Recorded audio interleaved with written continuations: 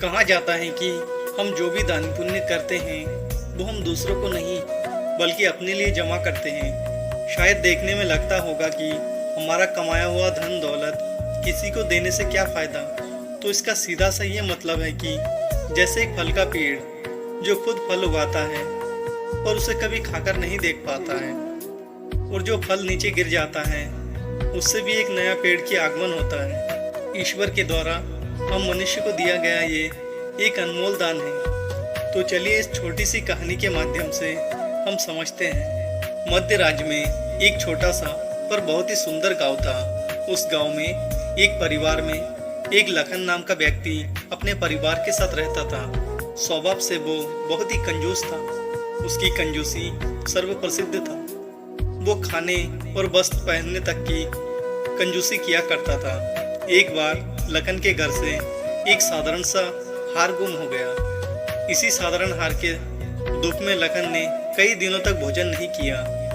लखन के परिवार में सभी सदस्य लखन की कंजूसी से बहुत दुखी रहते थे। लखन की अपनी गांव में एक छोटा सा बच्चा भी उसका सम्मान नहीं करता था, क्योंकि वो किसी भी सामाजिक कार्य अथवा पूजा पाठ समारोह में दान पुण्य नहीं किया करता था।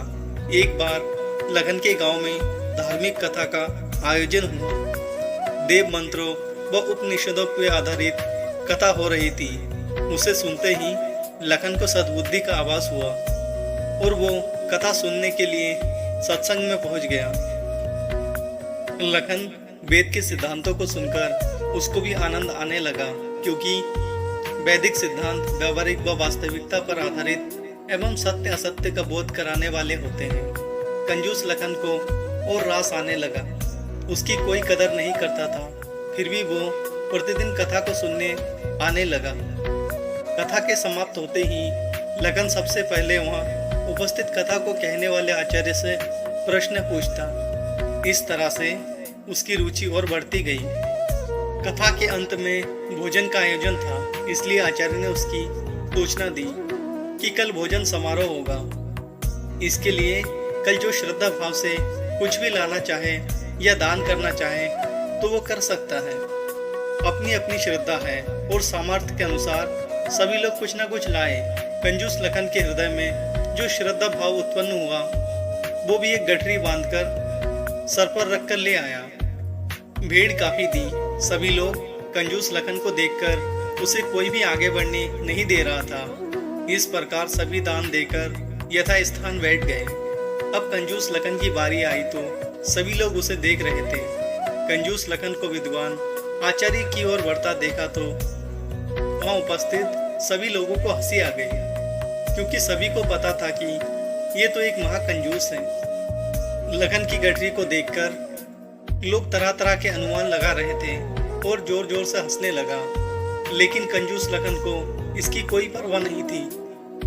लखन ने आगे बढ़कर विद्वान आचार्य को प्रणाम किया और जो गठरी में अपने साथ लाया था उसे आचार्य के चरणों में रखकर उसे खोल दिया तो सभी लोगों की आंखें फटी की फटी रह गई। कंजूस के जीवन की जो भी अमूल्य संपत्ति, गहने जेवर, हीरे जवाहरात आदि थे, उसने सब कुछ आचार्य को दान कर दिया। और जब लखन उठकर वहां से जाने लगा तो आचार्य ने कहा, हे दानी पुरुष, आप वहां नहीं यहाँ आकर बैठिए। इस पर कंजूस लखन बोला, आचार्य जी, ये मेरा आदर नहीं है, ये तो मेरे धन का आदर है, अन्यथा मैं तो रोज यहाँ आता था और यहीं पर बैठता था, तब मुझे कोई नहीं पूछा था। इस पर आचार्य बोला, नहीं लखन, ये आपके धन का आदर नहीं है, बल्कि आपके महान त्याग दान का आदर है।